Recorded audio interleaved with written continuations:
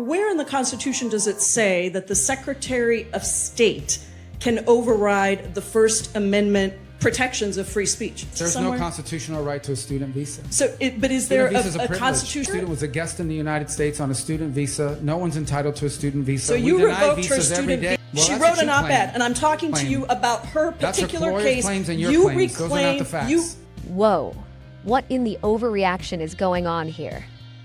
Yo, stick around for this because we're about to watch a congresswoman grill Marco Rubio like it's a backyard barbecue. But Rubio came with a fire extinguisher. It's the most intense Q&A you didn't know you needed. Drama, yelling, First Amendment name drops, and masked men.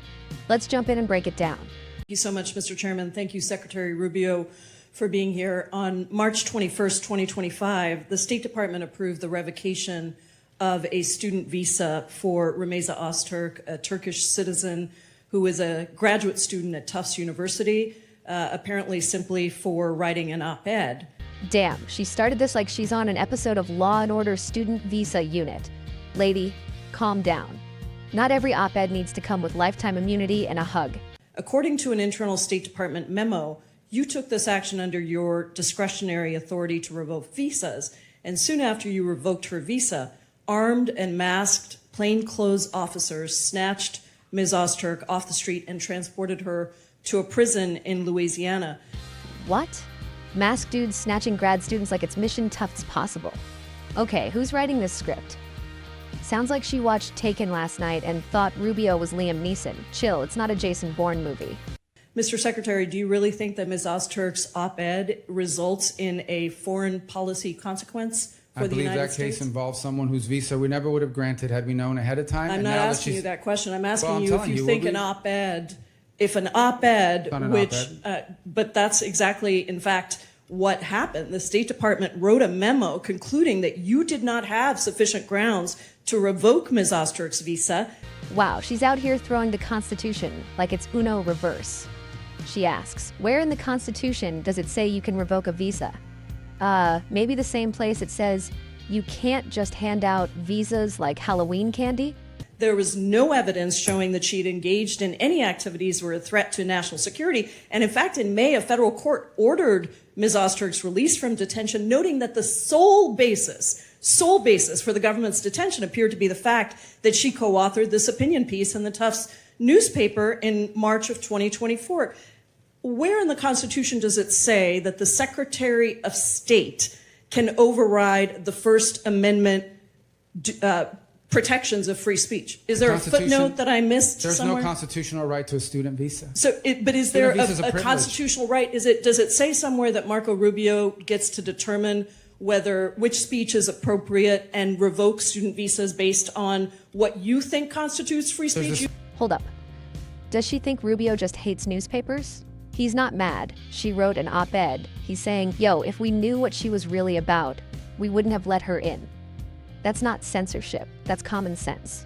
There's a statute that says the Secretary of State gets to determine whether someone is a threat. We deny visas every day all over the world. Do you think that the Immigration and Nationality Act trumps the Constitution of the United States, Mr. Secretary? Well, Congress can always change the law if you want, but I'm telling you, Mr. Secretary, while I have the authority, I will continue to revoke the visas of these people that come here to tear this country apart. You said that, Mr. Secretary. Let me reclaim my time because you are talking about revoking student visas based on what somebody says, and that means that you are trumping the legal Supreme Court, the supreme law of the land, which is the Constitution of the United States. No one has a right to a student visa. Mr. Rubio, why did the administration need to use masked, armed, unidentified agents to whisk somebody off the street?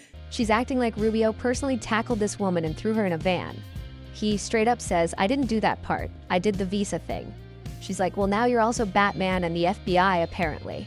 And deny her counsel for almost 24 hours after her arrest. Well, you'll have to ask the agencies that did that work. I'm not responsible for that. I'm responsible for revoking the visas of these people that come to tear this country apart. Secretary Rubio, I'm talking about this particular case where you revoked the student visa of a Turkish citizen who was a graduate student who wrote an op-ed that you didn't like.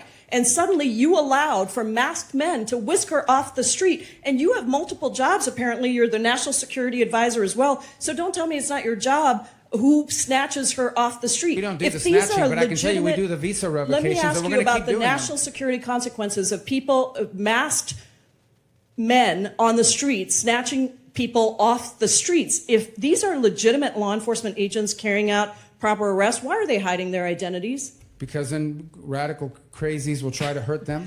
Why are the agents masked? Because radical crazies will try to hurt them. Facts.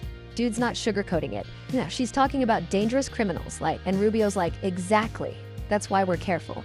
So you think that U.S. agents who have almost always gone without face coverings, even when they're arresting some of the country's most dangerous criminals, suddenly have so much to fear from a graduate student who wrote an op-ed that they need to be masked? Is that law accurate? student was a guest in the United States on a student visa. No one's entitled to a student visa. So you revoked her visas every student day, visa based on an op-ed which trumps the Supreme law of the land, which is the Constitution. Someone's coming up here to stir up problems on our campus. We're going to revoke their visa. She didn't do any of that. She wrote an op-ed. Well, she wrote an op-ed, and I'm talking to you about her particular case. Claims and your claims. Those are not the facts. You reclaiming my time. You revoked her student visa because she wrote an op-ed. Would you revoke? We're going to do more. I have another question for you. Would you revoke the visa of someone in the United States who published claims that, quote, Jews are an untrustworthy and dangerous group? Yes or no? We will revoke the visa of anyone who's in this country as a guest who's here to stir up trouble. Are you going to revoke the? What? Did she just say someone tweeted that Jews are untrustworthy? And she's defending that person? Girl, what timeline are we on? Rubio immediately says, yes, he'd revoke that visa. Like, duh. Visa of somebody who made that. The case, I'll look at it. I'm looking to get crazy people actually, out of our it's not just about revoking. You actually, Secretary Rubio, excuse me, reclaiming my time. Can you explain to me why the Trump administration granted refugee status to Charles Kleinhaus, the white Afrikaner who tweeted that exact statement that I just said? There's the case. That's not a visa. You granted that person to enter the United States. That's someone that applied here through a totally different process. Secretary Rubio, visas are a privilege. Secretary we deny them all the time, and we'll revoke revoked them. a visa based on an op-ed, and then you allowed for masked men to snatch somebody off the street. Your time is expired. That's your claim. That's not accurate. Recognize Ranking Member Meeks for a closing statement. Why are we even debating this? Now we're comparing a student op-ed to refugee cases? This argument is slipping faster than wet flip-flops.